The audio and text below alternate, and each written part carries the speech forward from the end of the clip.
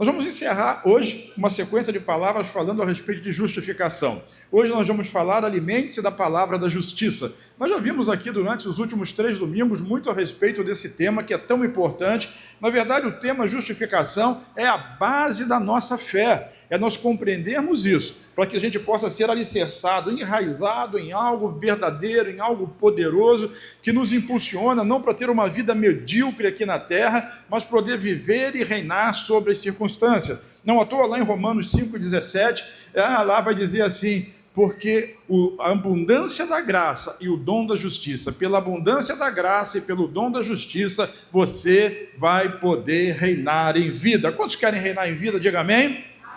Isso, reinar em vida, não é reinar na outra vida, é nessa vida, reinar sobre as circunstâncias, reinar sobre os medos, reinar sobre os problemas, não é reinar sobre pessoas, mas Deus lhe dá a oportunidade de reinar juntamente com Ele, e essa é uma bênção extraordinária, maravilhosa, nós não podemos abrir mão disso, sabe, no reencontro em setembro, eu espero que você esteja lá, nós vamos defender esse ano o tema revelação, repete? Revelação, e a revelação para poder nos alcançar, é preciso que haja uma base de conhecimento da palavra de Deus, porque Deus vai revelar sobre cada um de nós coisas extraordinárias a partir da sua palavra, das suas promessas. São mais de 7.000 promessas de Deus na palavra, que dizem respeito a você, que são direito seu, que são herança sua. Não à toa, Paulo, lá em Efésios capítulo 1, ele faz uma oração que é tremenda, é poderosa. Ele diz assim: oro a Deus e Pai de nosso Senhor e Salvador Jesus Cristo, que abra os olhos do coração de vocês, para que vocês possam ver, ou seja, ter revelação, espírito de sabedoria e de revelação no pleno conhecimento de Deus, na importância do seu chamado, isso, na herança, na sua herança junto com os santos, e no poder que opera em você. Sabe que poder é esse? O mesmo poder que operou em Jesus e o ressuscitou dentre os mortos. Deus espera coisas extraordinárias de você. Você nasceu para reinar nessa terra, reinar em vida. Quem diz um aleluia aí? Glória a Deus. E como é que nós fazemos isso? Nós fazemos isso justamente tendo conhecimento da base que é a justiça de Deus. Nós somos justos e justificados em Cristo Jesus. Sabe, os nutricionistas, eles falam com muita propriedade a respeito disso, e eu quero falar aqui não necessariamente de nutrição, mas eu quero falar de nutrição espiritual, que o indivíduo é aquilo que ele come.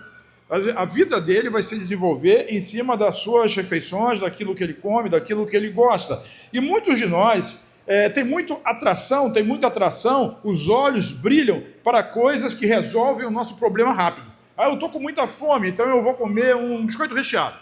É bem doce, tem bastante açúcar e vai matar minha fome rápido. Eu vou comer um salgado ali, eu vou num fast food. Mas eu não sei se vocês já viram isso.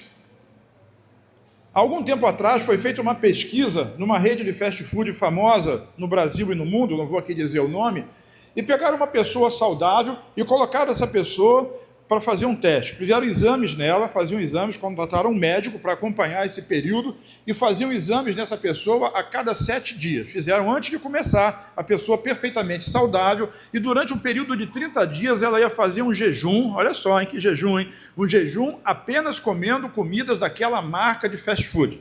Só podia comer dali desde a água a todas as bebidas, a todo o café da manhã, almoço e jantar, tudo precisava estar dentro do cardápio daquele fast food importante. E começou a prova, e nos primeiros 7 dias, o médico foi lá e fez exame, tirou o sangue daquela pessoa, fez exames daquela pessoa, e as taxas já começaram a manifestar algum sinal. Sobretudo, as taxas da função hepática começaram a manifestar algum sinal. Na segunda semana, aquilo começou a ficar preocupante. Quando chegou no 21º dia, que é o tempo do nosso jejum, o médico deu um decreto e falou assim: olha, ou nós paramos aqui, ou eu saio desse projeto. Porque se continuar nesse pé, essa pessoa não vai chegar até o final do mês. Quem está me entendendo diz amém. É óbvio que eu não estou falando daquilo que você come, embora você deva prestar atenção também naquilo que você come. O que eu estou dizendo é que nós precisamos prestar atenção naquilo que nós nos alimentamos espiritualmente. Porque quem come em fast food espiritual, baseado em frases soltas de internet, em posts, e nesse tipo de coisa, vai estar comendo de fast food, não tem um alimento sólido. E hoje eu quero compartilhar com você o que a palavra de Deus diz exatamente a esse respeito. O livro de Hebreus, no capítulo 5, nos versículos 12 e 13, Hebreus 5, 12 e 13, diz assim: pois, quando já deviam ser mestres, levando em conta o tempo decorrido, vocês têm novamente a necessidade de que alguém lhes ensine quais são os princípios elementares dos oráculos de Deus. Olha só, que necessidade é essa? Ele está falando aqui de crentes judeus, porque são hebreus, mas fala para a igreja também, e diz assim: vocês estão tanto tempo na igreja que já deviam ser mestres, já deviam estar ensinando, já deviam conhecer de cor todos os oráculos de Deus, todos os segredos e todos os mistérios, mas não é isso que acontece. Olha só, o final do versículo 12 diz assim: passaram a ter necessidade de leite e não de alimento sólido. Quem é que toma leite? Crianças, bebês, pequenos, eles se alimentam de leite, porque eles ainda não conseguem processar um alimento sólido.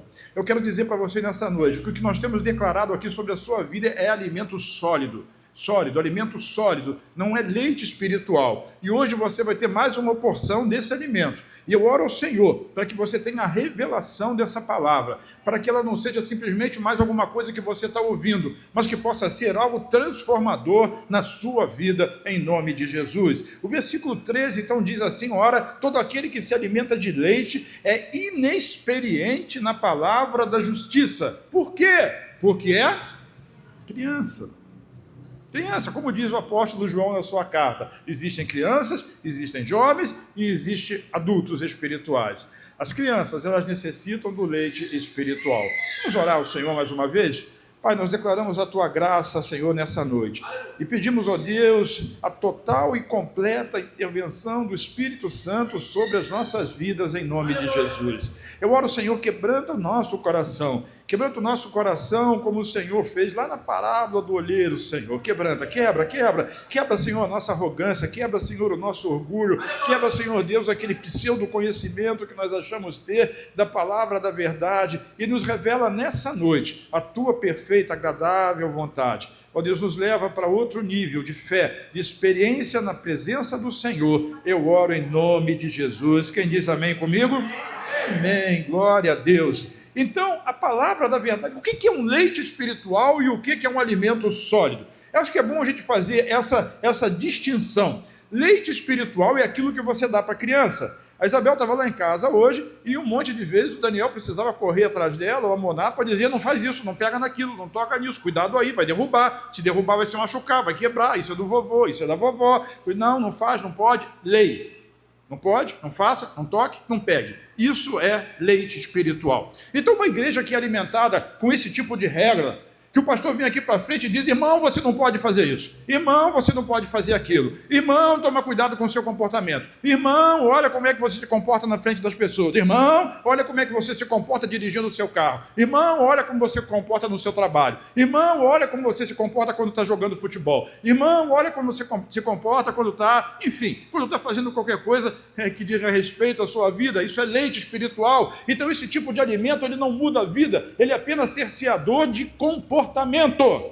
Quem esteve comigo na quinta-feira passada, ouviu eu falar a respeito da maquiagem, que muda a feição de uma pessoa apenas por fora, esteticamente. O Senhor e o alimento que vem de Deus não é algo que vai mudar você na força do seu comportamento, do seu bom comportamento na presença de outras pessoas, mas que vai transformar você de dentro para fora. Então esse é o verdadeiro alimento espiritual. Isso não é comida para quem é inexperiente, nem para quem é criança. É para quem é maduro em fé e consegue comer da palavra da justiça. Repete: palavra da justiça. Diga mais uma vez. A palavra da justiça é o alimento sólido do qual nós precisamos comer. Chega de viver 30, 40, 50 anos na igreja debaixo, não pode, não faça, não toque, não pegue. Agora você precisa compreender e deixar que o Espírito mova o seu coração de maneira que isso não precise ser mais ensinado a você dessa maneira, mas que a própria graça, o Espírito da fé, possa vir sobre o seu coração e mudar a sua vida. Somente a palavra da justiça vai poder fazer de você um crente maduro, E é por isso que o apóstolo está nos exortando a esse respeito. Quando nós nos alimentamos da palavra da justiça, certas ziqueziras espirituais que existem no meio da igreja, ou no meio da nossa família, isso não vai acontecer mais, sabe, melindre e segurança espiritual, gente cheia de justificação, sempre tem um motivo para justificar, essas coisas vão desaparecer. Por quê? Porque agora são pessoas maduras, crentes maduros, aperfeiçoados em fé, prontos, preparados para poder dar fruto para a honra e para a glória de Deus. E eu quero dizer que esse é o desejo de Deus para a sua vida. Você se alimentar da palavra da justiça, não da justiça própria, não da sua justiça baseada na sua força e na sua capacidade, mas da justiça de Cristo que se manifesta através de você. Por isso é a justiça da fé. E eu vou lhe dizer algo, a palavra da justiça, ela tem o poder de mudar a sua consciência. Olha só, não vai mudar só a sua aparência, vai mudar a sua consciência. Eu era de uma igreja que jamais eu poderia subir num púlpito para pregar de tênis, de camisa que não seja com paletó, camisa social, com uma gravata e um paletó, como se isso fizesse diferença, não fosse apenas um estereótipo, porque existe um padrão, respeito o padrão, não é um problema em si, mas entenda que esses estereótipos não manifestam mudança nem transformação da parte de Deus. O que manifesta é o poder do Espírito Santo na vida da pessoa que crê. Crê em quê? Nas regras do não pode, não faça, não toque? Não. Crê na palavra da justiça, da justificação pela fé. Vamos voltar ao texto. Hebreus capítulo 5, versículos 13 e 14, diz assim: ora, todo aquele que se alimenta de leite é inexperiente. Nós não gostamos de dizer isso. E eu nem vou pedir para você olhar para o lado e perguntar se essa pessoa simpática, cheia de bênção que está aí perto de você, é inexperiente. Mas todo aquele que se alimenta de leite, ele é inexperiente na palavra da justiça. Por quê? Porque ainda é criança. Mas o alimento sólido é para os adultos, para aqueles que pela prática, repete, pela prática, têm as suas faculdades exercitadas para discernir não somente o bem, mas também o mal. Eu estou diante de uma igreja adulta, que tem a capacidade dada por Deus de discernir todas as coisas. Por quê? Porque o Espírito da justiça, da graça de Deus habita dentro de você. Como eu tenho dito toda semana, pratique essa verdade na sua vida e seja transformado pelo poder da graça de Deus, em nome do Senhor Jesus. Quem diz amém para isso? Sabe, tem pessoas que querem perverter essa graça, esse favor de Deus, achando que essa graça é uma liberdade para você pecar, para você continuar pecando, para você viver uma vida de pecado. E as pessoas que acreditam nisso nunca tiveram a experiência verdadeira com a palavra da justiça da fé, da obra de Cristo. Sabe, a graça não é uma liberdade de pecar, é o próprio poder de Deus para você não pecar mais. E o que acontece com esse tipo de gente? Tem dois tipos de crentes por aí que é muito perigoso. O primeiro é aquele que tenta viver debaixo das regras e se esforça todos os dias para melhorar e nunca consegue. O segundo é que diz assim: não, eu estou debaixo da graça, então eu não preciso me esforçar para nada. Eu posso pecar à vontade, que no final Deus já me perdoou e já me amou. Isso é uma meia-verdade. De fato, Deus já lhe perdoou e Deus lhe ama, mas você nunca vai ser abençoado em Deus, porque você nunca amadurece na palavra da justiça. Porque aquele que amadurece na palavra da justiça, ele é transformado de dentro para fora. Quem diz amém? O que eu quero dizer para você é que a palavra da justiça vem da cruz, e a cruz de Cristo não significa simplesmente que Jesus perdoou os seus pecados e que não existe mais condenação sobre você. É muito mais, fala comigo, muito mais.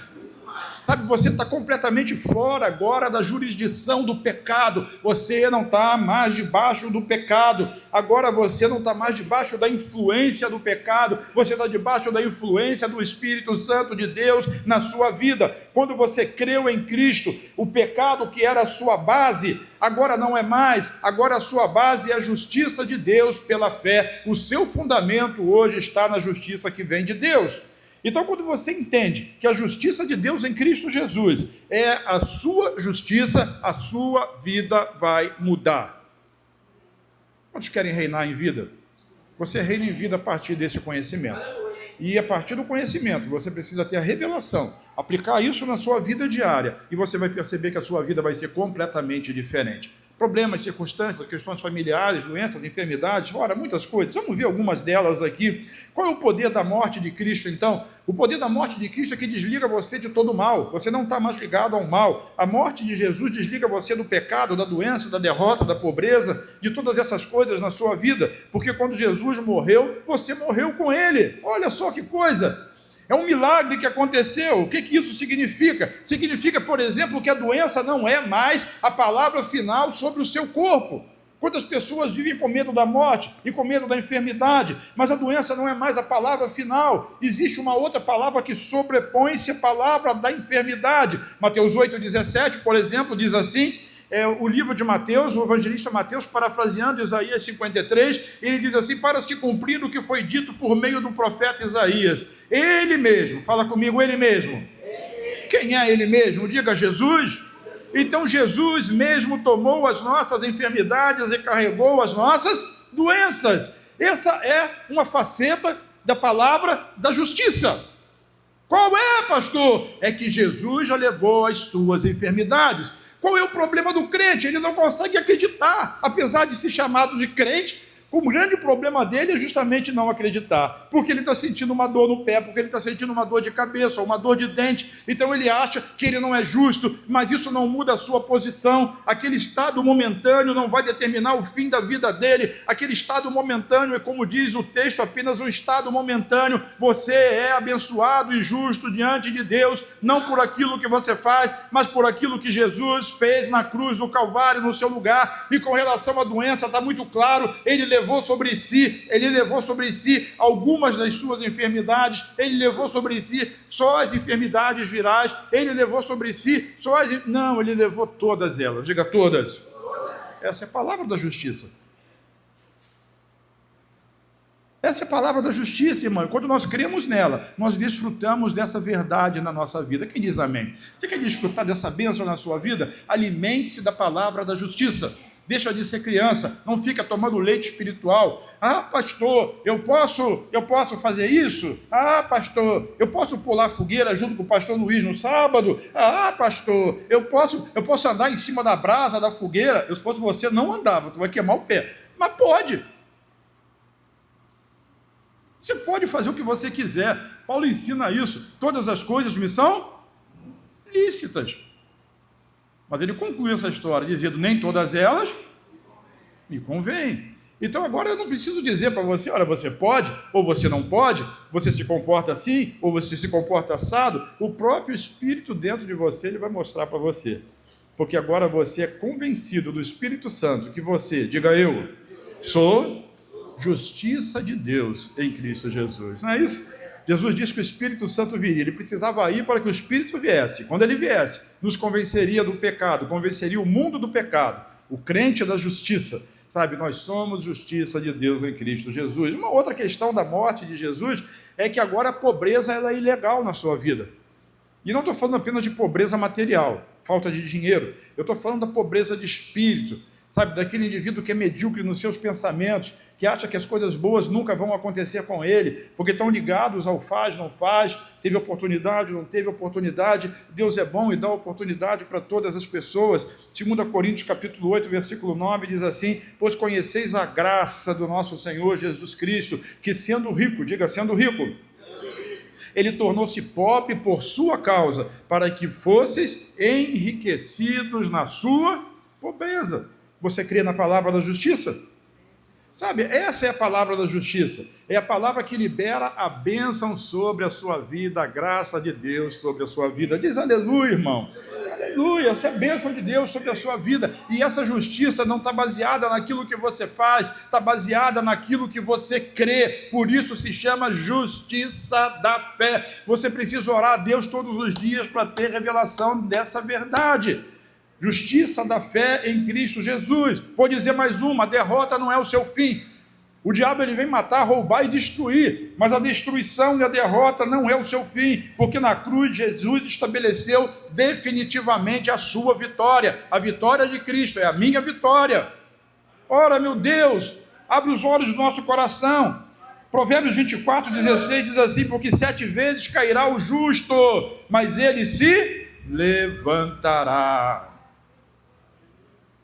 Tantas quantas forem as vezes que um justo cai, ele se levantará. O problema é que nós não acreditamos, muitas das vezes, que nós somos justos, porque nós olhamos para o nosso comportamento, e a nossa justiça, ela não vem do nosso comportamento.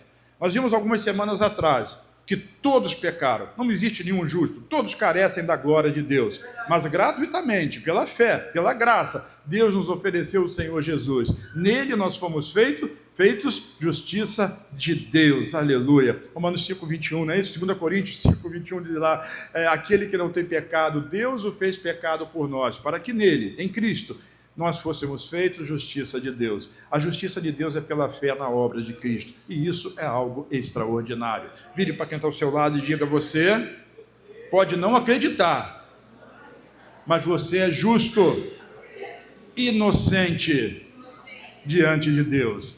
Glória a Deus, dá um aplauso ao Senhor Jesus. Mais uma coisa, o pecado é ilegal na sua vida. O pecado não tem mais direito de atormentar a sua vida. Vamos ao texto. Romanos 6:1 diz assim: que diremos então? Continuaremos no pecado para que a graça aumente ainda mais? Eu vou continuar pecando, eu vou continuar fazendo, eu vou continuar acontecendo. Isso aí deixa a sua mente trabalhar, deixa o Espírito revelar para você talvez algo da sua vida. Eu vou continuar fazendo isso ou fazendo aquilo, porque quanto mais eu peco, mais graça vem sobre a minha vida. Paulo responde no versículo 2 e diz assim: de modo nenhum, como viveremos ainda no pecado, nós, diga eu. Olhe para quem está do seu lado, diga nós. Não, sumiu. Nós que já morremos para ele. Como é que acontece isso? A justiça de Deus, ela se baseia no fato, eu disse fato, de que Jesus morreu, e você que está em Cristo, morreu juntamente com ele. Quem morre não tem dívida. Morreu, acabou, está pago, não tem dívida. Então Deus, quando olha para você, ele vê alguém que já morreu com Cristo. E o grande problema do ser humano, como eu disse na quinta-feira passada aqui para os irmãos, é que o diabo ele fica provocando você a tentar ser quem você já é. Ele fez isso com Adão e com Eva. Disse assim: olha, se você comer, Deus disse que você vai morrer. Comer do fruto lá que você sabe. Mas não vai morrer não, você vai ser igual a Deus. Eva acreditou, Adão acreditou. Mas eles estavam tentando ser, pela desobediência, algo que já eram. Porque o Senhor Deus os criou imagem e semelhança. Em Cristo você já é justificado. E o diabo ele fica lidando com você, dizendo assim: você precisa se esforçar para ser justo. Você precisa jejuar mais. Você precisa fazer isso, você precisa fazer aquilo. E você não vai conseguir. Aí quando você não consegue, ele vem com acusação e vai dizer: você nunca foi bom o suficiente. Você não merece. Quem é você para poder adorar a Deus? Quem é você para subir num palco? Quem é você para poder fazer a sua oração? Você não é nada, você não é ninguém, você é um fracassado. É assim que ele faz. Ele te provoca a ser quem você já é. E quando você se esforça para ser quem você já é, você não consegue. Porque essa não é a vontade de Deus. Querido, você é justiça de Deus. Nunca se aproxime de Deus como um pecador miserável. Aproxime-se de Deus como um filho amado. Vamos repetir? Eu sou justificado, profundamente amado, grandemente abençoado, altamente favorecido. Repita isso. Declare isso, declare essa palavra. Essa é a palavra da fé que vai mudar a sua história. Então, a verdadeira justiça de Deus, que está narrada, que está escrita na palavra, ela libera sobre a sua vida a própria vida de Cristo.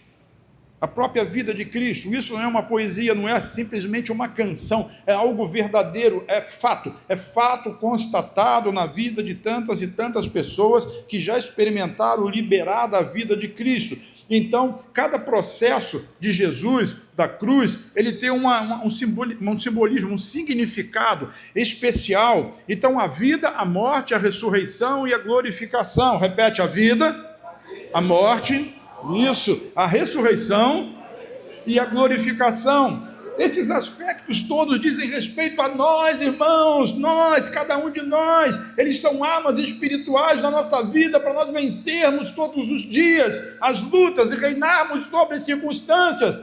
Aquela que vai aparecer para você amanhã. Que dia amanhã? 10.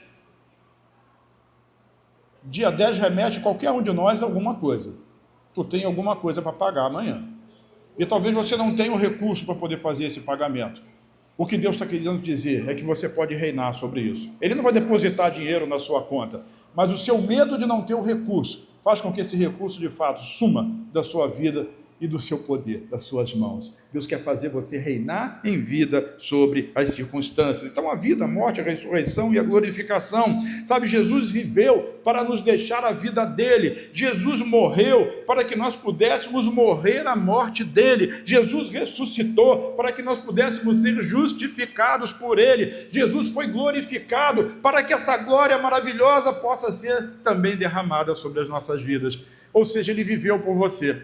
Ele morreu por você, ele ressuscitou por você e ele foi glorificado por você. E isso é extraordinário. Romanos capítulo 6, versículos 3 e 4 diz assim: ou será que vocês ignoram, repete comigo, ignoram, não sabe, não conhece, ignora, que todos nós, eu e você, cada um de nós, fomos batizados, cada um de nós que foi, quem é batizado aqui, já foi batizado, deixa eu ver, levanta a mão para eu ver, glória a Deus, praticamente todos, amém, glória a Deus. Então será que você ignora que todos nós que fomos batizados em Cristo Jesus, fomos batizados na sua morte?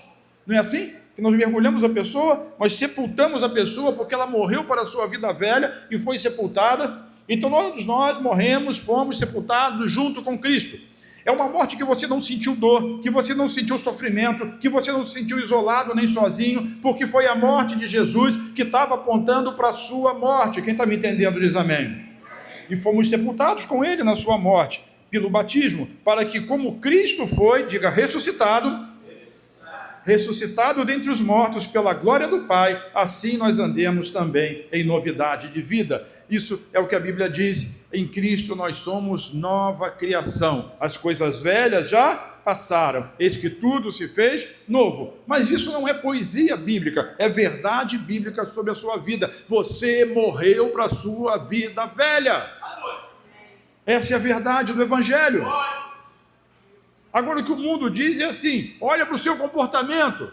E Deus está dizendo: olha para a verdade da palavra. E o mundo diz: olha para a sua vida, olha para a vida do irmão, olha para a vida do fulano. E o que Deus está dizendo é: olha para Jesus, olha para a verdade da palavra. Porque o diabo quer convencer você, ele trabalha na sua mente para convencê-lo que você não é justo, não é bom o suficiente, e não é mesmo. A sua justiça está em Cristo, e o seu passado morreu. Morreu, acabou. E quando Jesus ressuscitou, você ressuscitou com ele. Para quê? Para uma nova vida, com a ficha limpa. Isso se chama justificação. Ele morreu pelos seus pecados e foi ressuscitado para a sua justificação. Agora, diante de Deus, não há mais acusação. Portanto, não há condenação, Romanos 8, para aqueles que estão em Cristo Jesus. Ele não pode mais, Deus não pode mais te condenar. E se Deus não te condena, lembra de Romanos 8 ainda? Que diremos, pois, dessas coisas? Se Deus é por nós, aquele que não poupou o seu próprio filho, mas o entregou por mim, será que juntamente com ele não me dará também todas as coisas? Quem intentará acusação contra os escolhidos de Deus? Quem é o escolhido de Deus? Aquele que é justificado. Você morreu para o seu passado e renasceu, ressuscitou para uma nova vida ao lado de Cristo. Isso é coisa extraordinária, sabe? Isso não é produzido pelo esforço humano. O que você fez para isso acontecer? Nada.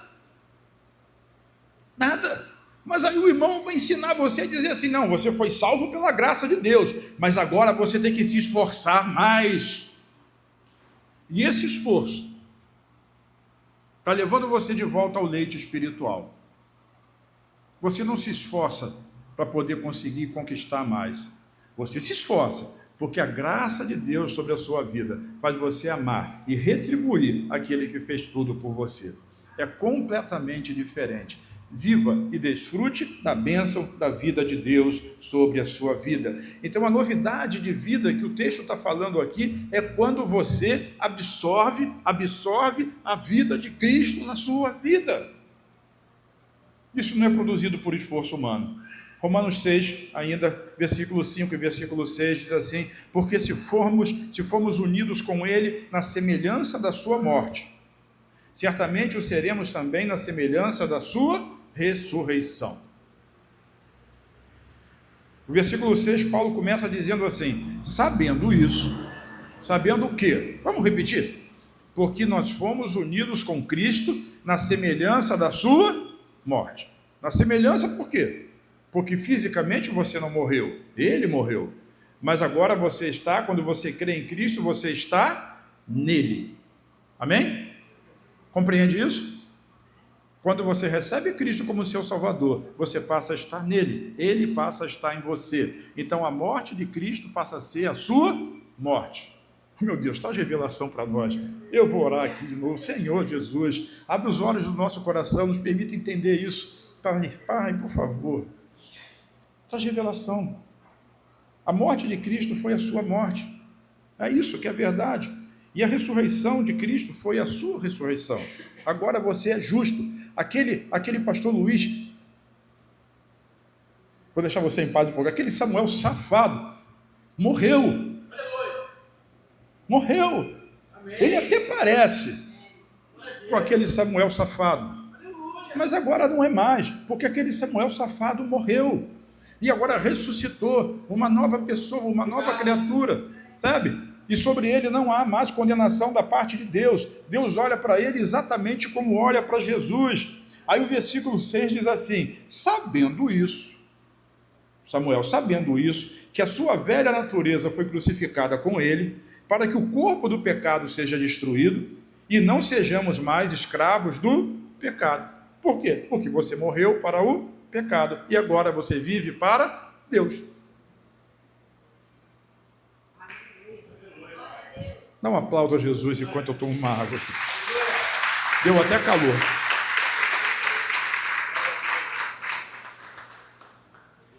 Eu compreendo que isso às vezes é difícil de entender. Fácil de entender assim: não matarás, não furtarás, não adulterarás. Isso é fácil de entender. Se você fizer, você vai ser punido. Se você se comportar bem, você vai ser abençoado. Isso é fácil, mas isso é leite. Isso é o que se dá para Isabel, mas nem para Isabel já se dá mais isso. Porque já se tenta mostrar para ela a respeito do amor, sabe? Você morreu para isso, sabendo isso, você não precisa mais viver. Eu não vou contar nome de pessoas, mas vou contar situações. Ao longo da minha jornada, da minha caminhada no Evangelho, eu já vi gente tentar muito. Eu sou pastor no Jardim Catarina há muitos anos. E nós já vimos dezenas, talvez centenas de pessoas, nós já levamos mais de 3.000, 4.000 pessoas para o encontro. Pessoas ligadas ao tráfico, viciadas, pessoas com problemas de homossexualismo, pessoas ligadas a religiões endemoniadas no encontro, quantas vezes? Puxa, muitas vezes. E as pessoas saem de lá felizes, sabe? Porque recebem Jesus, mas quando voltam para casa, parece que há um retrocesso naquilo. Por quê? Porque agora, aquilo que eles receberam de graça, eles estão lutando para manter. Ao invés de manter aquilo que receberam de graça, pela fé, agora eles ficam lutando para manter. E quando começam a se esforçar, fracassam. Pessoas que são boas pessoas, que lutaram durante anos para poder vencer, por exemplo, o alcoolismo. Estão na igreja, você não vai acreditar, mas são crentes, mas não conseguem vencer o vício. Eu estou falando do álcool, pode ser do cigarro, pode ser de droga, pode ser de um medicamento, pode ser de pornografia, pode ser de ressentimento, de ódio, gente que abraça e diz assim: eu te amo no amor de Jesus. Mentiroso, hipócrita, está doido para ver a desgraça da pessoa. Mas não é porque ela é ruim, é porque ela está vivendo debaixo de estigmas ainda do seu passado. Ela não conseguiu ter revelação de que ela morreu para aquilo, aquela pessoa já não existe mais. E quando tem essa revelação, a revelação de que ela é justiça de Deus em Cristo, porque a nossa justiça não é aquilo que nós fazemos, é aquilo que Cristo fez. É aquela mulher que lava os pés de Jesus, e que Jesus diz assim: ela foi muito perdoada, por isso ela muito ama. A reação dela nunca é de se justificar, a reação dela sempre é de demonstrar amor por Jesus. Essa é a mudança, essa é a transformação. Então eu estou dizendo para você que eu vi muitos testemunhos de pessoas que lutaram e nunca conseguiram, e quando chegou o momento, eu estou com vontade de beber, vai lá beber a sua cerveja, a sua cachaça, a sua batida, seja lá o que for, Vai lá, e na hora que você pegar o copo, eu estou falando da bebida, mas pode ser o cigarro, sabe? Você vem para a igreja, coloca a bala na boca, coloca o chiclete, porque o hálito te denuncia. Vai lá e faz. Mas no momento que você estiver fazendo isso, lembre-se de quem você é em Cristo e diga: eu sou justiça de Deus em Cristo Jesus. E toma o copo. Ou faz lá o que você tem que fazer, seja lá o que for. Mas isso é sacrilégio, não é não. Isso é você reinar sobre aquele pecado. É reinar sobre aquela culpa. E você vai ver o que ia acontecer. Não o seu esforço, porque você não fez esforço nenhum. Você pegou o copo, eu estou citando o exemplo do copo aqui, mas pode ser qualquer coisa, e usou ele. Mas você vai ver o que Deus vai fazer na sua vida de dentro para fora. E vai chegar a hora que você vai ter nojo daquilo, porque aquilo não faz mais parte da sua história nem da sua vida. Aquele é o seu passado. Você morreu para aquilo e agora você ressuscitou para Cristo Jesus. Eu tenho visto histórias tremendas de famílias restauradas, casamentos restaurados, viciados sendo curados, hipocondríacos, viciados em medicamentos sendo restaurados, sabe? Pessoas perdidas, muitos homens são assim, hoje em dia dos pais, vivem uma vida, mas têm uma vida clandestina, nunca traíram a sua mulher, nunca tiveram relação com outra mulher, mas nas madrugadas, nas noites, na internet, e estão ali escravizados à pornografia, e são libertos pelo seu esforço. Não, já se esforçaram muito, já fizeram jejum, já fizeram campanha, já fizeram tudo e nada resolveu, porque a resposta é a justificação, é a base do Evangelho, e conhecereis a verdade vos libertará. Mas o que é a verdade? A verdade, quando Jesus está falando sobre isso em João capítulo 14, ele está falando para doutores da lei, gente que sabia o Pentateuco inteiro de cor, lá de Gênesis 1 até Deuteronômio, 31, o último versículo, eu nem sei qual é o último capítulo, o último versículo, mas eles sabiam aquilo tudo de cor. E Jesus estava dizendo para eles: se vocês não conheciam a verdade vai libertar vocês. Então a verdade não era aquele conhecimento, a verdade é o Evangelho, é o poder de Deus para a salvação de todo aquele que crê. Sabe, eu não sei se eu vou conseguir falar aqui nas quintas-feiras para você, mas no reencontro vou me esforçar para isso. Existe uma armadura de Deus, e sabe por onde começa a armadura de Deus? Lá no texto de Efésios, pelo cinturão da verdade. A verdade, porque a verdade da palavra não é um cinto que você coloca para a sua calça não cair. A verdade da palavra é a base para todas as outras armas. Você precisa acreditar na palavra. A palavra de Deus é a verdade, a promessa de Deus é a verdade, Deus não pode mentir. Então, contra qualquer, eu falei aqui, contra a enfermidade, contra a pobreza, contra a destruição da família, contra qualquer tipo de coisa, a palavra de Deus permanece. Mas isso é um fato, eu estou na miséria. Mas a palavra de Deus, ela não está questionando o fato, ela está dizendo que ela é poderosa para transformar a maldição em bênção. Isso é justiça que vem da fé. Isso é justificação. Então, se você está enfrentando uma guerra dessa, irmão, é a palavra de Deus, é a palavra do Evangelho que muda a sua vida, muda a sua consciência, muda você de dentro para fora. Entendeu? Para de tentar lutar, porque o poder de Deus, ele não se aperfeiçoa na sua força. Nós vamos fazer jejum, mas não pensa que nós vamos fazer jejum para Deus abençoar você. Nós vamos fazer jejum para matar a carne e para você ver mais de Deus, parar de se justificar. Irmão, você fez o jejum hoje, aí o irmão vai inventar 250 desculpas para no final dizer que não fez. É carne. O jejum esse ano vai ser livre, pastor Luiz. Sabe o que significa? Você escolhe o que você quer abrir mão e o tempo que você quer abrir mão. Eu só vou dar uma leizinha para você. Não vai querer fazer jejum de meia-noite às 6 da manhã, né? Porque aqui não acontece isso, mas lá no Jardim Catarina tem um sujeito que quer fazer jejum de farinha. De açúcar não quer, nem de sal. Faz um jejum de sal. Sal e açúcar junto. Tudo que você comer vai ser sem sal e sem açúcar. Pode comer de tudo. Entende? E você vai matar a sua carne. Não é para Deus te abençoar. Você não pode ser mais abençoado do que você já é. Qual é o problema? É que você matando a carne, você consegue ter revelação disso. E você vai perceber o que talvez outras pessoas já percebam. O quanto Deus te abençoa e quanto Deus te ama. Quem crê nisso, dê um aplauso ao Senhor Jesus.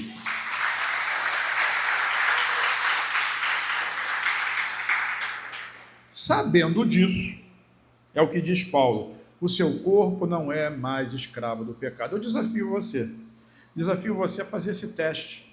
Você que passa por um desses problemas, o que o Espírito Santo está mostrando para você alguma coisa dessa noite, faz esse teste. Quando você estiver diante da sua fraqueza, diante do seu pecado, diga quem você é em Cristo. Eu sou justiça de Deus em Cristo Jesus.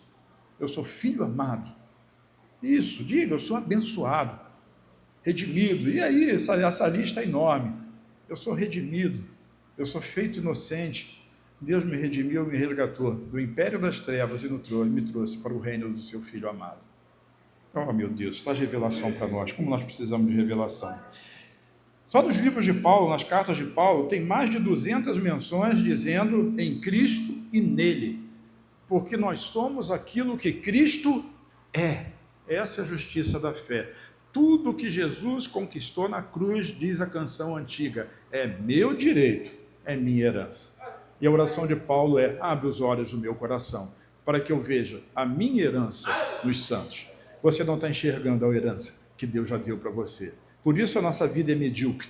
Por isso Deus quer que você tenha revelação dessa palavra. Revela. No final, se eu não esquecer, eu vou dizer 4 passos. Que eu falei de manhã, vou falar aqui também, né? Que você pode dar. Antigamente eu pregaria isso, 4 passos para mudar a sua vida. Mas isso aí acaba sendo lei. Você vai querer seguir bula.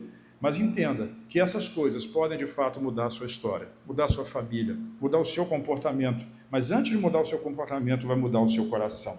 Romanos 6, versículos 7 e 11 diz assim: pois quem morreu está justificado do pecado. Romanos 6, versículo 7. Bota aí, meu jovem. Romanos 6, 7.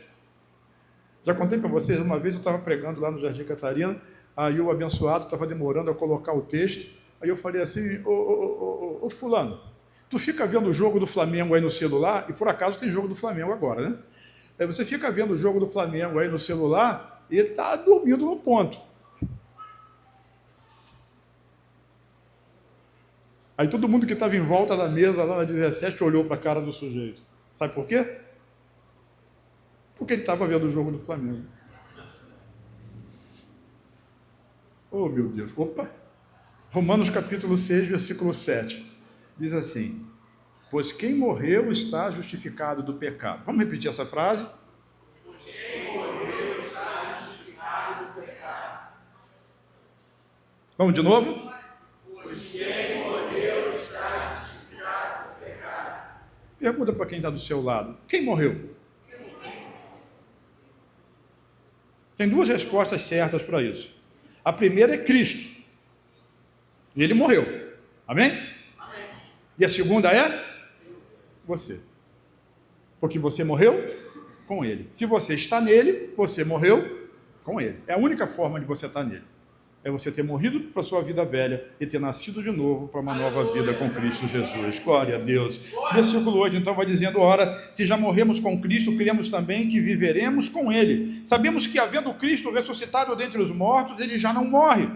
A morte já não tem domínio sobre ele, pois quanto a ter morrido de uma vez para sempre, morreu para o pecado, mas quanto a viver, vive para Deus. Assim também, repete comigo, assim também eu me considero morto para o pecado, mas vivo para Deus em Cristo Jesus.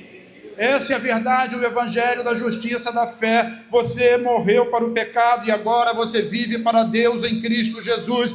E isso significa que você não vai ter mais vontade de pecar? Absolutamente não. Mas significa que quando você tiver vontade de pecar, você vai meditar nessa palavra, vai declarar essa palavra, como Paulo diz em Romanos capítulo 10, eu criei, por isso falei. Se você crê na verdade do evangelho, você precisa declarar, você precisa falar, você precisa confessar a palavra em cima do pecado, em cima da crise, em cima do problema.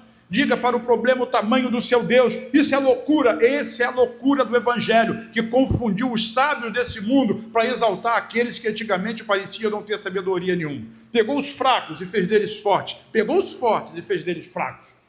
Porque o evangelho vai prevalecer no final. E nós podemos reinar juntamente com ele.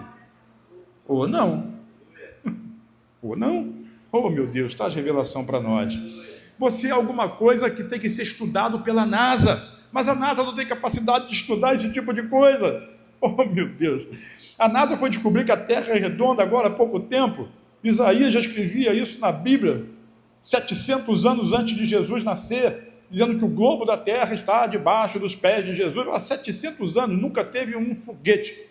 Mas ele já estava dizendo o que era. Sabe, não tem explicação.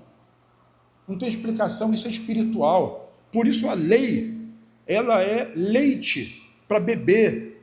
Não faz isso, hein? Se fizer, Deus vai ficar zangado com você, hein? Cuidado, hein? Deus não vai ouvir sua oração se você não se comportar bem. Oh, meu Deus, chega disso. Tem a revelação. A graça e a verdade vieram pelo Filho. A lei foi dada por Moisés. A lei foi um tempo. Serviu para mostrar que o homem não consegue. A graça e a verdade vieram para viver entre nós, mudar e transformar as nossas vidas, como eu tenho dito para vocês, de dentro para fora. Quantos querem essa verdade na sua vida? Cristo morreu. E agora, a morte de Cristo, que também é a sua morte, ela vai produzir frutos, diga frutos, frutos visíveis. E eu acredito, creio piamente que esses frutos já estão se manifestando na sua vida. A verdade é que você ainda não percebeu, mas já existem frutos extraordinários na sua vida. Dá um aplauso ao Senhor Jesus, vai dar um break ali no vídeo e eu vou tomar uma água. Sabe, já existem frutos na sua vida que você ainda não percebeu, mas eles já estão lá. E esses frutos, eles vêm justamente de você receber alimento sólido. Chega de leite. Chega de leite. Eu acho que eu nunca preguei aqui, nos anos que eu estou aqui, a respeito de faz isso ou não faz aquilo, cumpre isso ou não cumpre aquilo. Porque a gente precisa amadurecer. E esse é o tempo do amadurecimento, do conhecimento e da revelação da palavra de Deus, da palavra da justiça. Filipenses capítulo 1, versículos 9, 10 e 11, diz assim: e também faço essa oração, é Paulo orando pela igreja, que o amor de vocês aumente mais e mais em conhecimento e toda a percepção, para que vocês aprovem as coisas excelentes e sejam sinceros e inculpáveis para o dia de Cristo. Aprovem aqui é para que vocês aproveitem as coisas excelentes e sejam sinceros para o dia de Jesus. Deus quer que você aproveite, desfrute dessas coisas. Por quê? O versículo 11 diz assim: cheios do fruto de justiça, que vem por meio de Jesus Cristo, para a glória e louvor de Deus. Então a justiça de Deus, ela dá frutos na sua vida. Diz amém? Sabe o que significa isso? É que agora a justiça de Deus em Cristo é a base, ela é a raiz santa e pura da sua vida. E se a raiz é santa, o seu espírito tem vida. Se você conhece a Bíblia, eu creio que você conhece, em João capítulo 15, o Senhor Jesus diz assim: eu sou a videira verdadeira e vocês são os ramos. Todo ramo que está em mim, esse dá muito fruto. E aquele que não dá fruto, ele diz assim: eu corto, podo, para que a videira tenha mais força e todos possam dar frutos, porque sem mim, o nada aí é, você não pode dar fruto nenhum sem Jesus. E com Jesus, você dá muito fruto. Vamos repetir isso? Com Jesus, eu dou muito fruto. Sem Ele, eu não posso fazer nada. Irmão, tem muitas coisas que acontecem na igreja que é fruto do esforço próprio. Faz barulho, faz movimento, às vezes arrecada dinheiro, mas não dá fruto, porque não vem de Cristo. Nós só damos fruto quando nós estamos nele, e sem Ele nós não podemos fazer nada. O que é isso, pastor? Então eu não vou fazer nada. Vai, irmão. Mas tudo que você fizer, você vai fazer em Cristo. Diga em Cristo, porque nele você vai frutificar abundantemente. E eu quero dizer que você já frutifica. A despeito da sua vida, dos problemas que certamente você enfrenta, você já frutifica para Deus.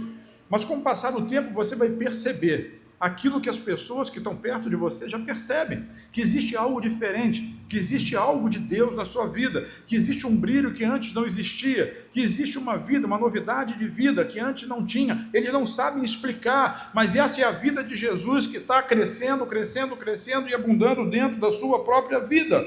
Então o que é esse fruto? Qual o nível de fruto? Que fruto é esse? Esse é o nível de morte que você entra, quanto mais morto para você, mais você vive para Deus. Deixa eu repetir. Quanto mais você morre para você mesmo, mais você vive para Deus. Vou repetir a terceira vez. Quanto mais eu morro para mim mesmo, para a minha vontade, para o meu ego, para a minha justiça, mais eu vivo para Deus. É assim que funciona. Quanto mais eu tenho argumentos, questões, problemas, situações ou circunstâncias, apresento desculpas, menos eu estou vivendo para Deus e mais eu estou vivendo para mim mesmo. Então, assim, o nível de morte vai revelar o seu nível de vida. Quando você resiste em morrer com Cristo, não significa dizer que você vai morrer fisicamente, mas quando você resiste a morrer, ou seja, a submeter a sua vontade, à vontade de Cristo, ao Evangelho do Senhor Jesus, mais a sua vida é revelada. Mas quanto mais você morre para você mesmo, mais a vida de Cristo é revelada na sua vida. Jesus contou uma parábola e disse assim: é impossível você esconder uma cidade edificada em cima de uma montanha. Porque de noite, quando todo mundo ligar a lamparina, você vai ver as luzes daquela cidade a longa distância. Assim é a sua vida. É impossível apagar o brilho de Jesus que está na sua vida. Umas 3 ou 4 pessoas disseram amém, glória a Deus. Eu acredito que todos os outros estão pensando na balança, o seu comportamento com a glória e a justiça de Deus. E aí nós precisamos de revelação. Porque o seu comportamento antigo morreu com Cristo. E quando você ressuscitou com Ele, você ressuscitou para uma nova vida. Uma nova vida com Cristo. Ficha limpa, não tem mais pecado. Todos os seus pecados foram perdoados. Não tem mais acusação nem condenação. Porque toda condenação morreu com Cristo. Mas Deus esqueceu? Não. Deus não esqueceu de nada. Ele simplesmente puniu os seus pecados no corpo de Cristo. Cristo pagou no seu lugar. Não foi esquecido. Ele não varreu para debaixo do tapete. Deus não pode fazer isso. Isso contraria a justiça dele. Alguém tinha que pagar o preço. Quem pagou foi Jesus. E morreu por causa disso. Por isso o pecado é tão pernicioso. Jesus morreu por causa do seu pecado. Mas a ressurreição, ele ressuscitou para que você pudesse ser ressuscitado juntamente com ele. Eu repito, isso é justificação. E quando essa palavra ela é incorporada em você, ela muda você, ela transforma você. Sabe, quando você tem a disposição de ir para a cruz, entrar na morte, para que os outros possam ter vida. E sabe o que isso significa? É que assim, deixa eu tentar explicar de forma mais didática para você, embora às vezes a forma didática é chata na pregação. Sabe, a cruz é o lugar aonde você não mata os outros. A cruz é o lugar onde quem morre é você. Você já foi crucificado com Cristo. Cada um tem uma cruz, ok? Quem quiser vir após mim, negue-se a si mesmo, ou seja, mate a sua carne, pegue a sua cruz, essa é a sua cruz, e siga Jesus. Então, nessa cruz não cabe o seu filho. A minha cruz não é a cruz do Tiago, nem do Daniel. A minha cruz não é a cruz da minha esposa. Eu tenho a minha, ele tem a dele. Cada um de nós tem que fazer o seu nível de renúncia. O que é isso? Já fui crucificado com Cristo. Morreu. Eu preciso me esforçar para isso? O bom da história é que não precisa. Quanto mais você entra na morte de Cristo e reconhece isso, mais a vida dele vai brilhar sobre a sua vida. Aí depois você vai poder dizer assim, puxa, eu tinha uma vontade, eu tenho uma pessoa que eu conheço, que ela fumou durante muitos anos, e largou o cigarro quando se converteu, e ela dizia assim, olha, às vezes eu estava sonhando de noite, e eu acordava como se estivesse dando um trago no cigarro. A lembrança daquela vida passada. E acordava assustada. E dizia, eu sou justiça de Deus em Cristo Jesus. As coisas velhas já morreram com Cristo. Eis que tudo se fez novo. Foi liberta daquilo. Anos e anos e anos e anos. Meu pai era assim. Anos e anos e anos. Sabe, nós precisamos ter essa revelação, irmão, que a morte de Cristo é a nossa morte, e essa morte de Cristo representa a justiça de Deus na nossa vida. Então, assim, à medida que você é transformado, hoje é Dia dos Pais. Infelizmente, as igrejas deviam ficar cheias do Dia dos Pais, e os filhos deviam trazer os pais, e os pais deviam trazer os filhos, mas isso não acontece. As pessoas acham, não, eu não vou na igreja hoje não, porque eu vou passar o Dia dos Pais com meu pai. Eu não vou na igreja não, porque eu vou passar o Dia dos Pais com meu filho. Entendeu? Como se isso, a sua força, a sua dedicação fosse mudar a vida de alguém. Não vai. O que muda a vida de uma pessoa é o fruto da justiça na sua vida. É o que Cristo faz na sua vida que vai mudar a história da vida de outras pessoas através de você, do seu testemunho. É Cristo vivendo em nós, esperança da glória. Então o que eu estou dizendo com isso? Eu estou dizendo que você precisa permitir que as pessoas vejam os frutos da vida de Deus na sua vida. Que as pessoas possam vir até você e se alimentar da vida de Deus através da sua vida, do que você faz, do que você pensa, do que você conversa. A sua conversa é diferente, o seu testemunho é diferente. Olha para mim, Deus quer mudar a sua vida. E a boa notícia é que você não precisa nem se esforçar, só permite que Ele faça isso na sua vida, e Ele vai fazer, porque é uma promessa. Aquela pessoa que antigamente não levava desaforo para casa de jeito nenhum, agora vai engolir sapo, feliz da vida, porque Jesus mudou a vida dela. Eu conheci a história de um assassino, matador, de aluguel, e ele se converteu, e ele foi tão profundamente tocado, e ele estava contando o testemunho dele, e dizendo assim, que na semana seguinte da conversão dele, ele estava numa situação e que ele foi muito pressionado e que normalmente ele explodiria com muita violência, e ele se sentiu daquele jeito, e no final ele falou para o camarada que estava afrontando ele, e disse assim, meleca, virou as costas e foi embora.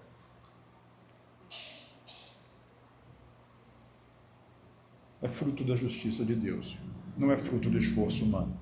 Ninguém muda assim. Mas Deus pode fazer aquilo que é impossível para o homem. Tem gente que fala muito mais fácil paralelepípedo. Repete, paralelepípedo. Ô torrinolaringologista, o peito do pé de Pedro é preto. Fala qualquer coisa desses jogos de palavras com mais facilidade do que é capaz de dizer perdão. Me perdoa, eu estava errado. O Evangelho faz assim. Quando você convive com pessoas na sua família, na sua casa, ou com você mesmo, na sua célula ou na sua igreja, que tem sempre uma história para contar, quando é confrontado com alguma coisa, pode ter certeza que a carne está ali dentro. É a justiça própria que está gritando, e a justiça de Cristo está ficando em segundo plano. Essa pastora que está aqui, ela é diferente de mim. Ela tem um dom pastoral extraordinário, ela fica muito preocupada quando pessoas não estão presentes, porque ela acredita piamente que a pregação do Evangelho muda a vida das pessoas, e é verdade. Mas tem gente que simplesmente não liga para isso, troca isso por qualquer coisa, por um jogo de futebol, por um jantar, por uma festa, por um aniversário, porque está cansado. E tem pessoas do ciclo que, quando não aparece no culto, ela manda mensagem. Não sei se já mandou mensagem aqui, mas ela manda mensagem para a pessoa dizendo assim, o que houve? Você não está aqui, estou sentindo sua falta. E as respostas são as coisas mais hilárias possíveis. Oh, meu Deus. Tem gente que conta longas histórias.